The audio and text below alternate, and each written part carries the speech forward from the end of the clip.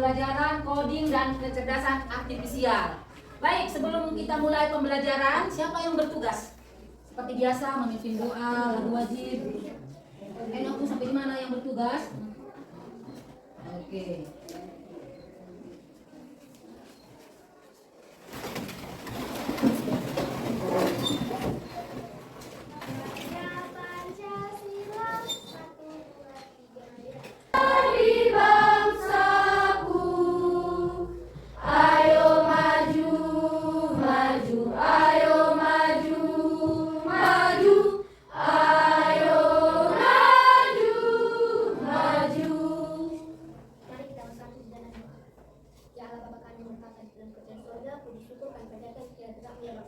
Ya Bapa, pada saat ini kami ingin memulai pelajaran kami, kiranya Engkau memberi otak pengetahuan kepada kami agar dapat menjawab soal-soal yang diberikan di guru kami kepada kami. Amin.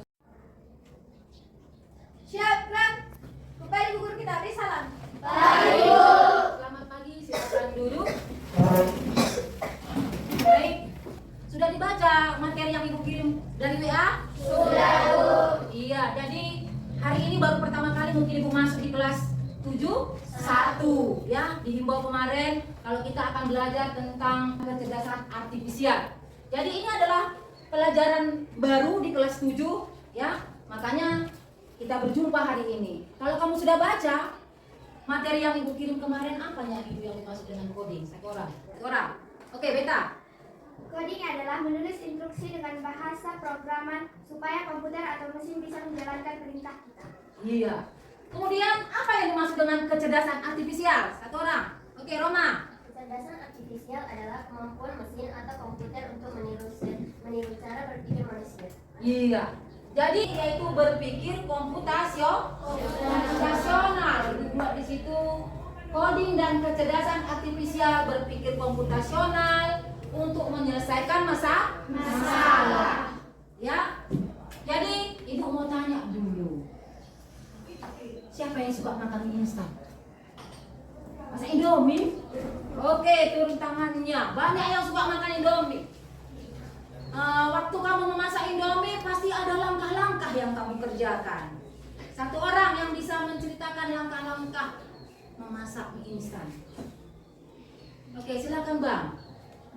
Ambil kuali, nyalakan kompor, masukkan air ke dalam kuali, masukkan air ke dalam kuali, masukkan Indomie ke dalam masukkan Indomie ke dalam air yang sudah dipanaskan mendidih, lalu masukkan Indomie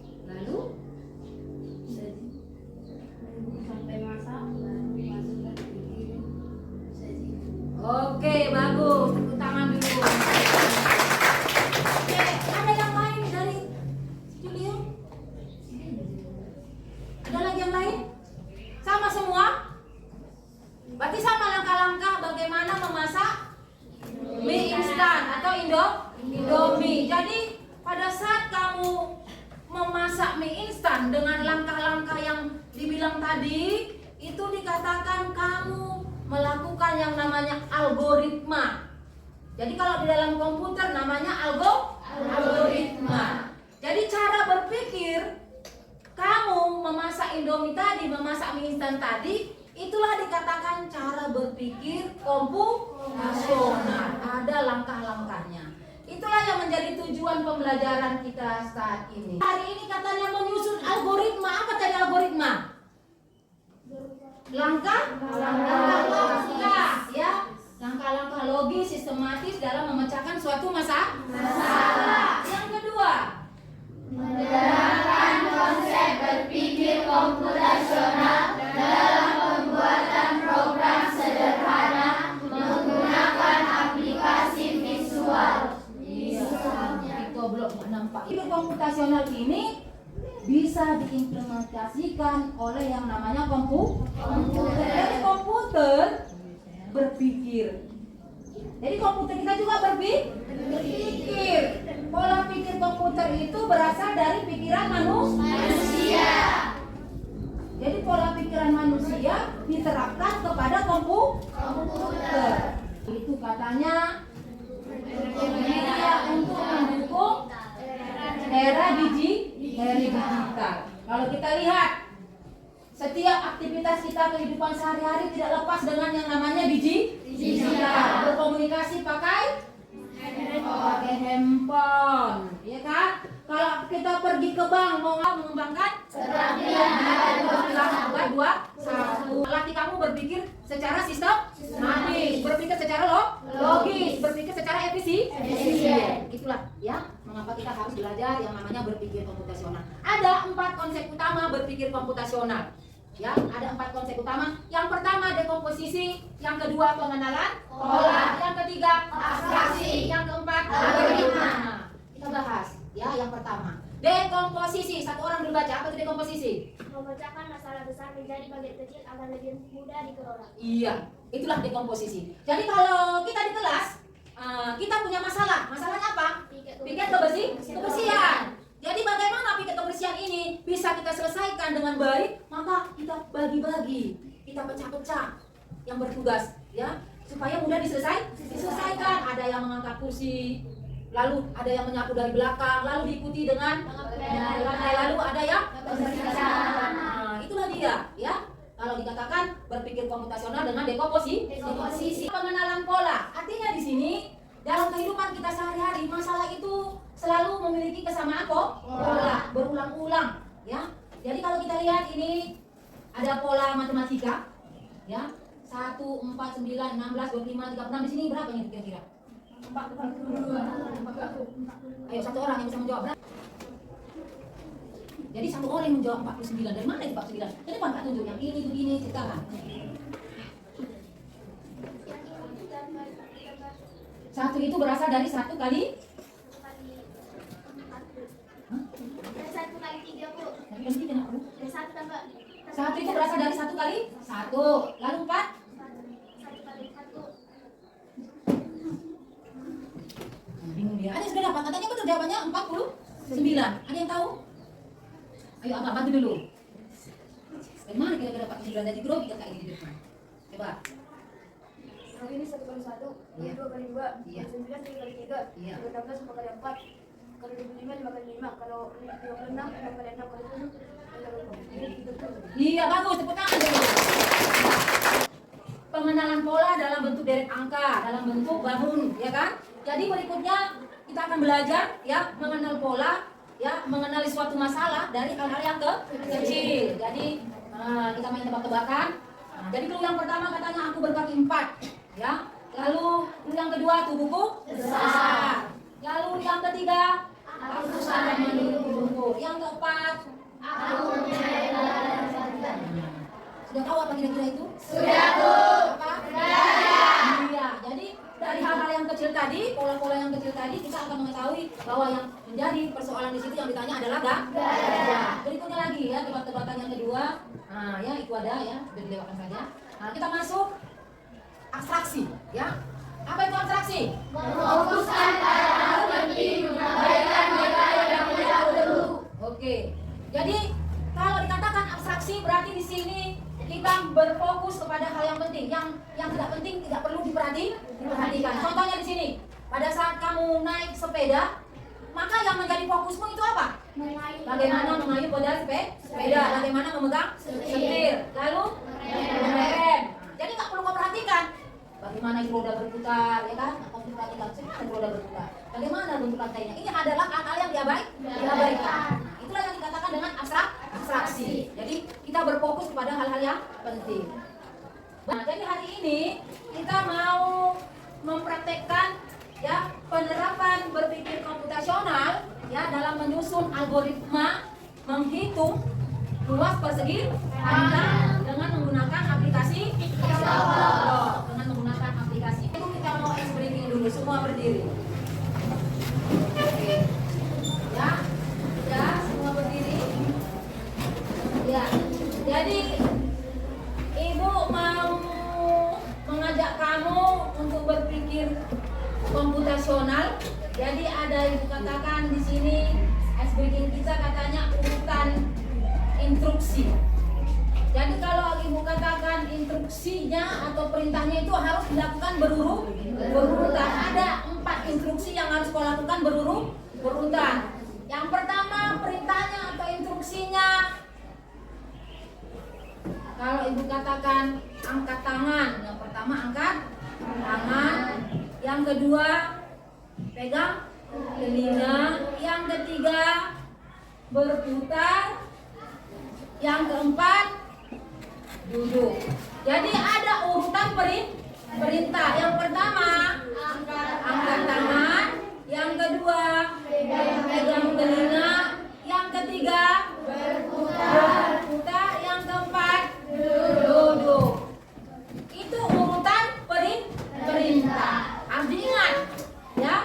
Jadi kalau ibu bilang ada satu perintah, contohnya kalau ibu bilang pegang kuping, maka lakukan perintah berikutnya sampai 4 perintah kau lakukan. Siap pegang kuping apa? Berputar, duduk, angkat tangan. Paham? Sudah paham? Kita mulai ya. Nanti lihat siapa yang nggak fokus. Perintahnya pegang kuping. Yang kedua, ketiga, keempat. Oke. Perintahnya berikut selesai ya, baru rumah benar. Yang berikutnya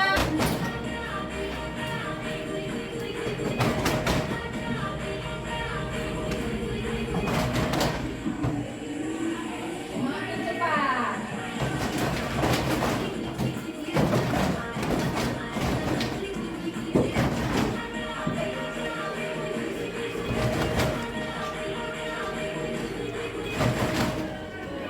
Oke, silakan dulu.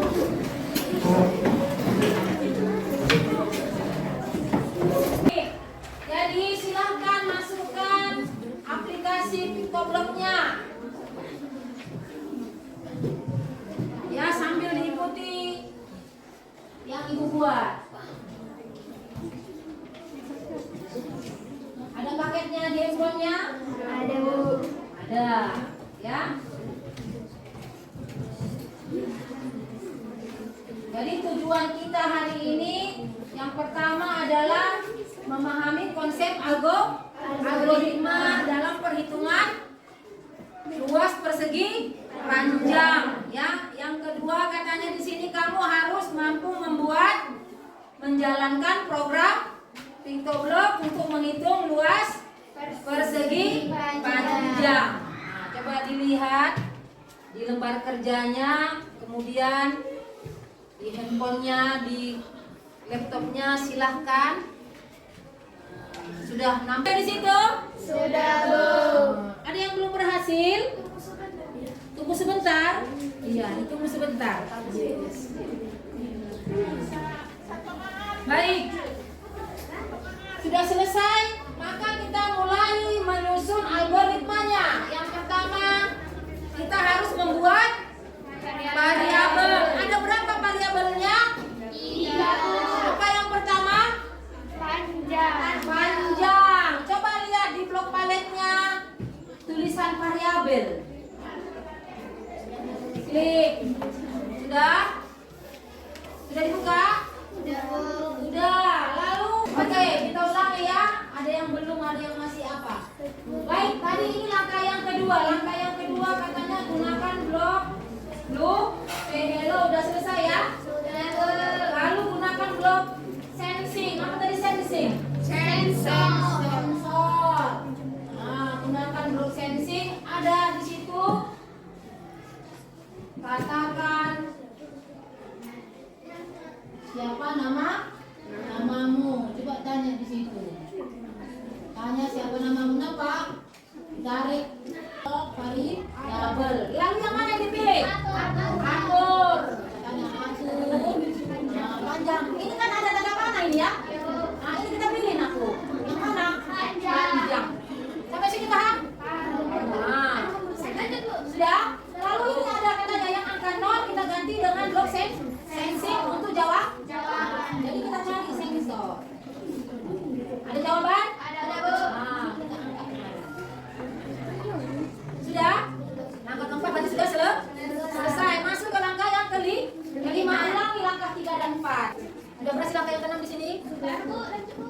ini. Ada yang belum ini. Langkah yang keenam. Udah, langkah yang keenam kemana katanya kita? Gunakan blok variabel. Udah, ini belum dimuatin juga. Udah belum bisa ikutin aku. Udah, yang mana anakmu? Ini main. Kenapa sini? Ya. Ini. Ada apa dua? Jadi kok kalau ini? Nah, tadi variabelnya di sini. Tadi sekarang di sini. Nah, panjangnya. Ya, di sini dulu ya. Oke. Udah? Ya, Bu. Masuk angka keenam, gunakan blok variabel. Yang mana yang dipilih? Satu, dua. Iya, untuk variabel. Atur lu. Ya, ambil blok variabel. Di situ set luas. Set luas. Udah pas ini luas? Ini lebar masih ya? Berarti kita ganti dengan luas. Sampai sini udah? Udah. Lalu kita ganti angka 0 menjadi apa katanya? Blok operator. Blok operator. Kalau mencari luas kan ada rumusnya. Apa rumus luas? Banyakkan daerah. Maka harus kita ambil operator yang menyatakan perkalian. Yang ini diambil nak. Berarti ambil blok operator, pilih yang perkalian. Kita tarik, letakkan di angka. Sudah? Sudah, Bu. Bisa bang?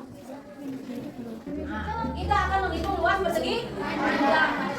Perintah pertama, masukkan panjangnya. Kita contohkan angka di 5. Kita klik. Coba lihat, ada angka 5 di sini panjang? Ada, Bu. Ada. Lalu kita masukkan misalnya angka berapa? 8, Bu. Angka 8. Nah, kita klik. Lihat, di lebar ada angka 8. Lalu luasnya 4. Benar? Coba yang lain coba. Itu benar? Oke, baik. Coba satu orang yang sudah berhasil memperhatikan satu kelompok. Kelompok mana? Kelompok siapa yang tadi? Berhasil? Iya. Oke.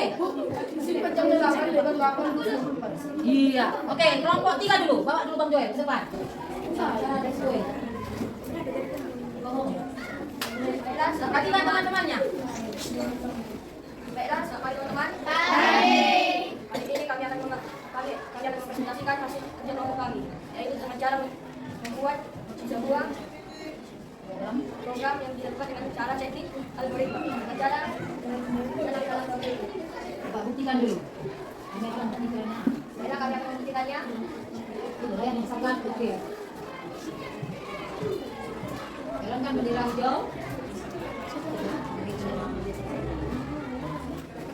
Ada itu. Benar itu. Nah, ya. Seperti ini ya. Oke, coba dimasukkan angkanya. Masukkan panjangnya, bukan. Oke. Iya.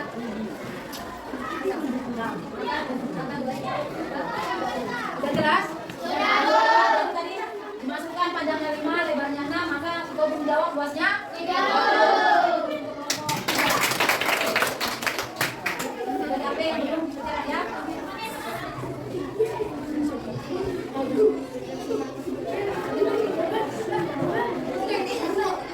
Berikutnya dari kelompok yang pakai HP, coba juga dulu depan, yang sudah berhasil yang di sini, ikutin.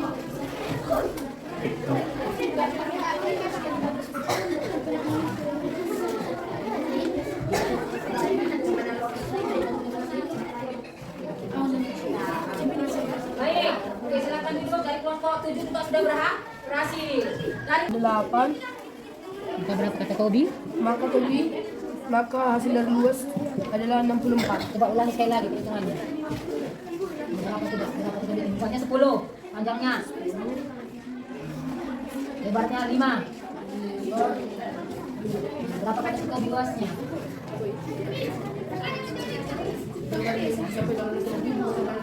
Oke, bagus. Baik. Jadi kalau Ibu lihat tadi ada yang sudah berhasil ya. Pakai handphone, pakai laptop. Jadi kamu ya sudah berhasil ya mempresentasikan ya bagaimana membuat algoritma untuk menghitung luas persegi panjang dengan menggunakan aplikasi Pictoblok. Mari tepuk tangan dulu untuk semua kita. Ya. Itulah menggunakan aplikasi Pictoblok. Aku bertanya, apa yang kau belajar pelajari dengan kita belum hari ini? Ayo, satu orang. Kakak, berdiri. Saya ingin mengetahui bagaimana cara memakai aplikasi TikTok. Iya, tepuk tangan. Ya, baru tahu bagaimana cara menggunakan aplikasi TikTok. Pertanyaan ibu yang berikutnya ya, ibu mau refleksi. Pertanyaan ibu yang berikutnya, bagian mana yang mudah kau kerjakan? Ayo, ada orang. Bagian mana yang mudah yang kau kerjakan pada saat membuat algoritmanya? Ada yang mudah dikerjakan? Ada yang mana? Satu orang. Katanya ada yang mudah dikerjakan. Iya bang. Menyusun perintah. Menyusun perintah yang mana yang mudah? Menyusun perintah seperti saat mengetik baru tanyakan apa yang mau dikatakan. Oke, ya, tepuk tangan. Katanya mudah menyusun perintahnya. Kalau ditanya, di mananya yang sulit? Ada yang sulit waktu menggunakan aplikasi ini? Ada. Banyak yang sulit menjawabnya. Di mana yang sulit kakak? Iya, kata kakak ini yang sulit waktu membuat panjang dan lebarnya. Di mananya itu? Masalahnya, ayo. Siapa bisa kasih solusi? Katanya mereka susah menyusun panjang dan lebarnya. Kayak mana tadi menyusun panjang dan lebarnya? Dari mana kita mulai? Iya, dari variabel. Dari variabel katanya set. Ya, ini dia apa ya? Set sebuah atau buat sebuah variabel. Dari sini bergeraknya ya kakak. Jadi variabelnya perlu dikerjakan. Oke, itu saja. Ada lagi kesulitannya yang lain? Kita hari ini siapa yang bisa buat? Apa yang bisa buat kesimpulan pembelajaran hari ini?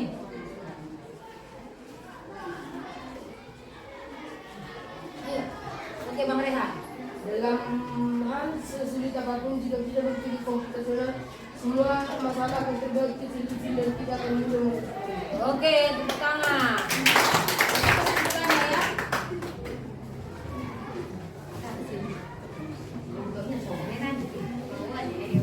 Oke, selanjutnya ada lagi yang bisa buat kesimpulan?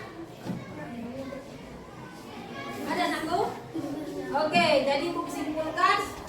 Jadi dengan belajar PictoBlock hari ini, dengan membuat program algoritmanya, seperti itu juga lah kita. Apapun masalah yang kamu hadapi dalam kehidupan sehari-hari, selesaikan dengan berpikir komputasional dengan 4 pilar atau 4 konsep tadi berpikir. Yang pertama apa tadi? Dekomposisi. Yang kedua? Yang ketiga? Yang keempat? Algoritma. Jadi untuk hari ini sudah selesai tugas. Nanti buat program menghitung keliling persegi panjang. Jadi tugas kamu di rumah buat nanti bagaimana program menghitung keliling persegi panjang. Hasilnya nanti screenshot bagi ke WA Ibu Japri ya. Jadi untuk minggu depannya lagi mungkin nanti ada pembelajaran kita, modulnya akan Ibu kirim melalui WA grup. Sekian pembelajaran kita hari ini. Selamat pagi.